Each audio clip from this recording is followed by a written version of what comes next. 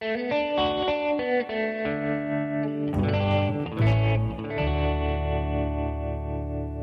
is History for Cocktail Parties with hack historians Thornton Kennedy and James Otley.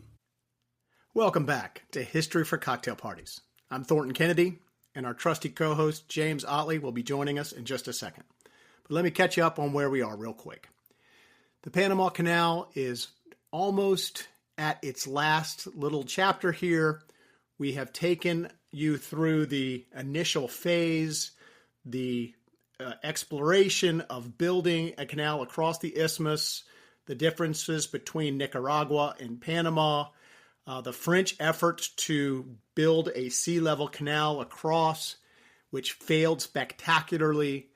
We have talked about the corruption scandals that rocked France in its wake, and we have just concluded the episode on what arguably is the greatest lobbying campaign in the history of the world as America takes over the Panama Canal and foments a revolution in Panama, which allows the United States to come in and start construction. So we are finally at the construction of the canal by the Americans, and by the end of this episode, we will be finished. But before we get started with this one, I want to say a quick word about our sponsor, Play. Business is serious, but who wants serious, stodgy marketing? Check out our friends at Play, a full-service advertising agency. They're deep in the mix with AI and digital know-how, driving more people to your door. And whether it's IRL, in real life, or virtual, Play ensures the right people find you and buy what you're selling. See their many case studies at goplaydesign.com. That's goplaydesign.com, and start growing your business today.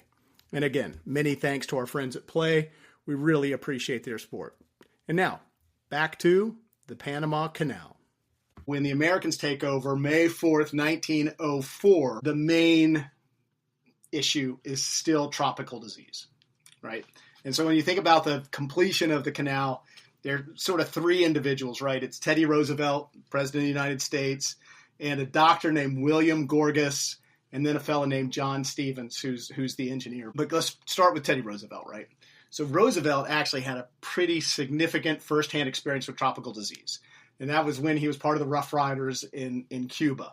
It was said during that campaign, malaria, yellow fever, and typhoid killed 13 times the number of men who were killed in the fighting. Is that right? Yes. So that's not surprising. So Roosevelt lost a lot of men to these tropical diseases. So he knew that you needed. So he went out and recruited the best tropical disease expert there was.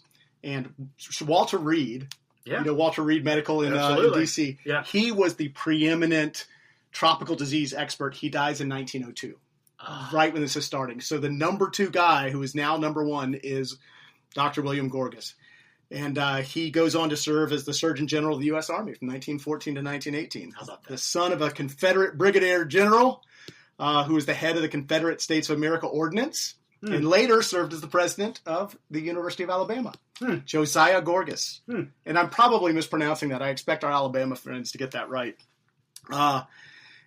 Gorgas, the younger Gorgas's experiences with yellow fever is unbelievable. His parents met during a yellow fever epidemic in Mobile in 1853.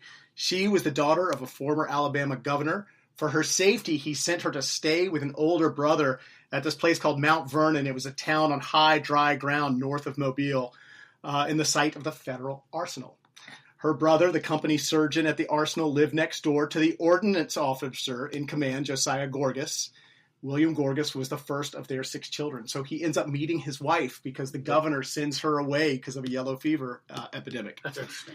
So as an officer in the Army Medical Corps, this is William Gorgas, he experienced firsthand yellow fever outbreak in Texas in 1882 in a small border town. He was persistent and ignored orders to stay away from infected. And he was actually arrested for constantly going into the wards and taking care of the affected. Also in that town was Miss Mary Doughty, sister-in-law of the post commander. She was dying of yellow fever. Her grave had already been dug. And so Gorgas volunteers to travel with the body and read the last rites as she's laid to rest. But then he too fell ill with yellow fever and nearly died. The two of them, Doughty and Gorgas, convalesce together side by side, and they fall in love. And she became his wife. So now... Yellow fever love story. But this is important, because now they are both permanently immune to yellow fever. So every time yellow fever breaks out, the United States sends him, and that's how he winds up where Teddy Roosevelt had been in Cuba. Okay. And he's put in charge of yellow fever camp in the village of Siboney. It's said that if not for his diligence, twice as many men would have died. But to give you a sense, as we talked about in the previous episodes, what they did not know, they didn't understand about yellow fever, in this little town he was in, the yellow fever outbreak got worse, and he okayed burning the town to the ground, including the hospital with all the medical supplies. Huh. Because they didn't know. They didn't know. Yeah. They thought that it was airborne. So by the time the U.S. takes over the Panama Canal, he has white hair, he's a humorist with a sunny Alabama manner. Classmates in college recalled him as a devout Christian, and indeed, he felt a pattern of his life had a large, definite purpose, which when you think about the fact of his experiences, and then Teddy Roosevelt taps him to go down to Panama, and this gets into the structure of how the U.S. ran the Panama Canal. They had the Second Isthmian Canal Commission. And this was a group of 7 individuals who reported to Secretary of War William Howard Taft. So the President, Theodore Roosevelt, appoints the first engineer, John Finley Wallace. He had been the general manager of the Illinois Central Railroad, but it's instantly a disaster. There are too many cooks in the kitchen. You can't get anything done. Because of the corruption during the French building, every single request had to be signed off by multiple people. They did not approve various things. They didn't want to make the same mistakes that the French had during their first year, or actually during their entire process of trying to build the Panama Canal. It was such a scandal. Yeah. All the corruption was such a scandal. So the U.S. took extraordinary steps. But what ends up happening is Dr. Gorgas can't actually fight the yellow fever and the malaria. Can't get funding. He puts in for this certain number of personnel. He puts in for mesh wiring. And this is because in 1902, a British doctor wins the Nobel Prize for discovering that malaria and yellow fever are connected to 2 different types of mosquito that are prevalent in the tropics, and especially in Panama. So he puts these orders in for mesh wiring for all the windows. And isn't it funny that it's just 2 specific types of mosquitoes? Not all mosquitoes. Not all mosquitoes. But these specific, mosquitoes. Only these 2 types can. But it gives you a better opportunity to cure it or to end it. So Gorgas has this information, and Wallace just will not give him the time of day. He keeps going to Wallace and saying, at one point he requests a couple of tons of newspapers to stuff in the cracks of the walls to keep the mosquitoes out, and the U.S. denies it. Because who would need 2 tons of newspapers? You've got enough to read. And he's like, that's not it. Right. He shows up with no disinfectant, no screens, and 7 men for the entire Panama experience. So he's arguing. He's got that sunny disposition. He's a positive man, but he is getting nowhere. Well, unsurprisingly, yellow fever sweeps through the Panama Canal as the U.S. gets started. People die left, right, and center. The people who were excited about building the Panama Canal start fleeing. Americans will not come down to Panama to work. Worse yet, the people who are in Panama are jumping on ships and fleeing. You cannot get passage back to the United States because the ships are full. Unless you're in a coffin. It is a horrible situation. So at this point, Roosevelt recognizes that the way the ICC, the Canal Commission, is structured, it doesn't work. He accepts Wallace's resignation because it's such a disaster. Basically, this is interesting. Wallace just starts doing exactly what the French were doing. Just starts digging. Calibre cut. Yeah. He just starts digging again. Yeah. With wheelbarrows and machines and stuff. And every time it rains, that thing fills back up again. So he's just making the exact same mistakes.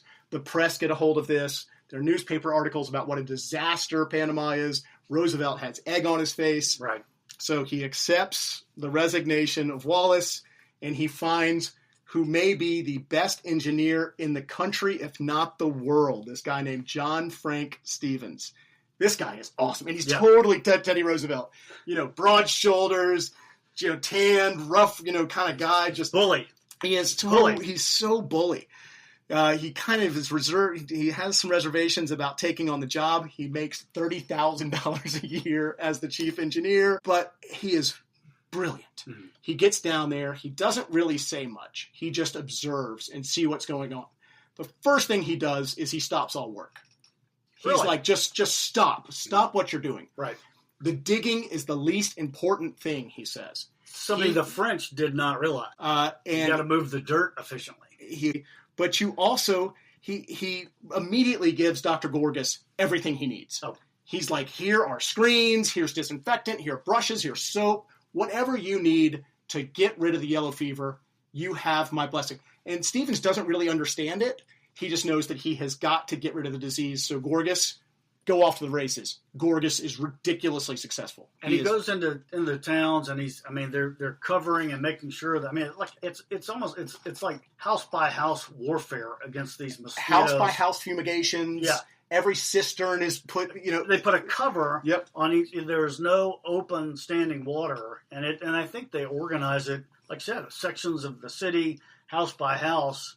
And it worked. It's an incredible effort. Yeah. But Gorgas finally has someone's ear who will listen to him, and he rock and rolls forward. But also, Stevens builds machine shops, warehouses, entire communities, houses, mess halls, barracks, hospitals, hotels, schools, churches, clubhouses, cold storage facilities, laundries. He stops digging and just starts building a place you would feel comfortable going to work. And he takes care of the disease, and he builds the infrastructure, sewers, all that kind of stuff. And then, of course, the technology starts to catch up. They get huge, massive steam shovels. But most importantly, unlike the French, he actually uses the railroad. Right. He double tracks it. He gets the dirt coming out of the cut, put it on the railroad cars. You're moving way, way more dirt than you had done previously. And I think we've posted on our social media some of the cut or the work going on through the Culebra cut. Yeah. And that exact what you're talking about, moving this dirt out of there. And the progress that they were able to make. It is when you see the images, it's really striking. And then he also, I'm not going to say he builds the dam, but the Guton Dam ends up being one of the most important things. The Chagres River is a nightmare. And so you have to stop it somewhere. And so they build this massive dam. And at some point they flood. I mean, the Panama Railroad is no more. Gone, right? It's underwater. And well, they create a massive lake. Yeah. Almost like Nicaragua in the middle, but it's a man-made lake because of the Guton Dam. But he doesn't do that, but he's the one who goes through and says, it'll be a sound dam, we'll be able to do it. What ends up happening with Stevens is, for some reason, after 2 years, he sends this letter to Teddy Roosevelt, a 6-page letter, and it's full of kind of complaints, and Roosevelt's not happy. Mm-hmm. He does not like that. He accepts his resignation. Now, there are some people who do not think Stevens intended to resign. He was just kind of being bully and joshing, and Roosevelt misunderstood it.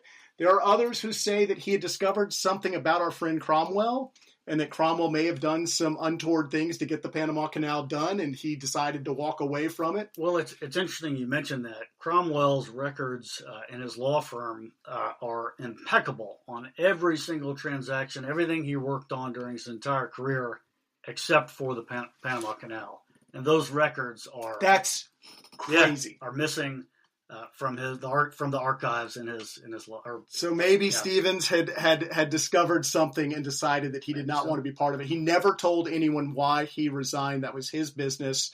But it does allow Roosevelt to appoint an Army engineer, George Washington Goethals, just an incredible engineer who builds on what Stevens had done and takes it to the next level in a lot of ways. I was just going to say maybe, or it must be that, all the things that we've talked about today that we now know that Cromwell did were not public. Were not public at that time. That's very interesting. Maybe that's what he stumbled upon. He found out that Cromwell had pulled every lever to create Panama and get the Panama Canal built. And didn't Stevens die by a suicide, and his body was found in the public park in D.C.? I'm kidding. Oh my God! No. I was going to say you got something I've never heard. So mysteriously died by suicide. Really, Roosevelt, Goethals, and Stevens get a lot of credit for the Panama Canal. Goethals completes it. He builds the Gatun Dam, which is probably the most important piece of the whole damn thing. The locks, all of that stuff is done. They were still debating whether or not a sea level. Is that right? Yeah, they were still going back and forth on that, which is just ridiculous. Someone got Roosevelt's ear and said, look, you're going to fall into the same trap the French fell into if you don't make it a lock canal. And Roosevelt was so worried about this thing becoming a quagmire that he just said, that's fine. So the Panama Canal ends up costing America $370 million, which includes a couple of dollars, the $40 million paid to the French company. And $250,000 a year, which Yes. isn't that much. But I should say at that point, but again, at this point, the treaty that was in place was in perpetuity. Yeah. So if you amortize that, what'd you say, 300 million? What was your number? Yeah. Okay, if you amortize that over, the end of the world, till the It's end not, of the world, it's cheap. then that's cheap. However, comma. of course, It is the single most expensive construction project in United States history at that time. The first complete passage of the Panama Canal by a self-propelled ocean-going vessel took place January 7th, 1914. Amazingly, the American Canal had cost less money than it was originally estimated. It came in at $23 million under budget. Is that right? I know. Kind of rare. By July 1st, 1914, a total of 238 million cubic yards had been excavated during the American construction, together with some 30 million cubic yards excavated by the French. It gives a total of around 268 million cubic yards And they of found dirt. They found a place to put all that dirt. I think a lot of it went into the Gatun Dam. Oh, is that right? Yeah, They didn't put up big signs that That said was- free fill dirt. No. And contractors came and picked it up. That was one of Stevens's realizations, is he could use the railroads to put the dirt in Right. and have an earthen dam. It's reinforced, but Sure. it's earthen dam. So the America gets it finished. It is a really successful endeavor. This is sort of debatable. I read this and I'm not quite sure, but apparently by the time the U.S. decides to give the Panama Canal back to the Panamanians, that it's not as useful as it had been in its heyday. Trains, airplanes, all of these things had moved beyond the shipping routes. It didn't play a big part in World War II. Well, why is that? It And just they didn't. okay. They didn't use it to ship a lot of ships that you would have thought with Japan and whatnot, but they didn't really. Okay. It didn't play a role. So that was maybe they're shipping stuff, from California to the Pacific, and then maybe they don't need it during World War. But that was one of the big arguments. It was a military thing. We needed to be able to move Right. ships through. There was that example of the ship Oregon. coming around. Right. The So Oregon.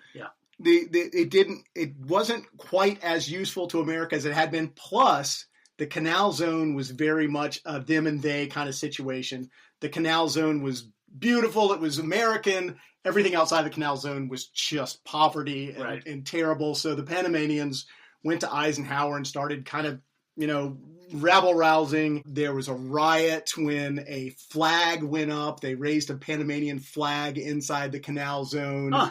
And 22 people were killed by American, I don't know if it was American troops, but in the police there in the canal zone. So there were some issues there, and that happens in, I think, 1967. So for 10 years, America really struggles with how to solve this thing. Right. And Jimmy Carter, 1977. With the 77 with the Torrijos Carter treaties of 1977. He has a little bit of Republican softness. He realizes that he has a path to get this treaty done. And so he signs this treaty giving the Panama Canal back to the Panamanians. On December 31, 1999. 1999, it returns to it doesn't even return to the Panamanians because we created Panama. I mean, come on. Well, good point. But it's no longer the property of the United States. So what did you learn? What was your favorite fact as we get to the end of our epic journey? This was an epic journey. Golly, I think that my favorite stories, I guess, were the Revolution. How all of those things. The butterfly flapping its wings Absolutely. over and over again. Berea just making up this timeline of the Nashville showing up in Cologne. The fact that everybody had these prognostications in our first episode of prognostications about building a canal in Central America, and a lot of these folks were just adventurers. They had never even, and explorers. Some of them had never even been to these areas where they were talking about. They had no idea. Yeah. Or my favorite fact I didn't talk about. Oh, it's the fact that when Teddy Roosevelt visits the canal, there's this famous picture of Roosevelt in a white suit operating a steam shovel because he really was like a little kid. Right. When he leaves the country to go to Panama. A great PR guy in terms of his photographs. The photographs. Yeah. I mean, he loved that stuff. He wrote pieces in the newspaper, dispatches from Panama. Like he did he really? Yes. President of the United States. But when he sails to Panama on November 9th, 1906, it's the first time a sitting U.S. president has left the country.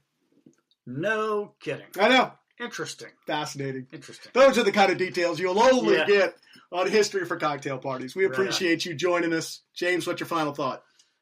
Oh, man, what an epic journey. Glad you let us go through this process. So thanks to you, Thornton. And if you have any interest whatsoever in going onward and upward, David McCullough, The Path Between the Seas, won the National Book Award. This is a fantastic book. Recommend you read it because we barely touched it. It's a lot of great, great stories. Indeed. So if you have any comments or if we got anything wrong or if you whatever, let us know in the comments. We appreciate any thoughts that you may have.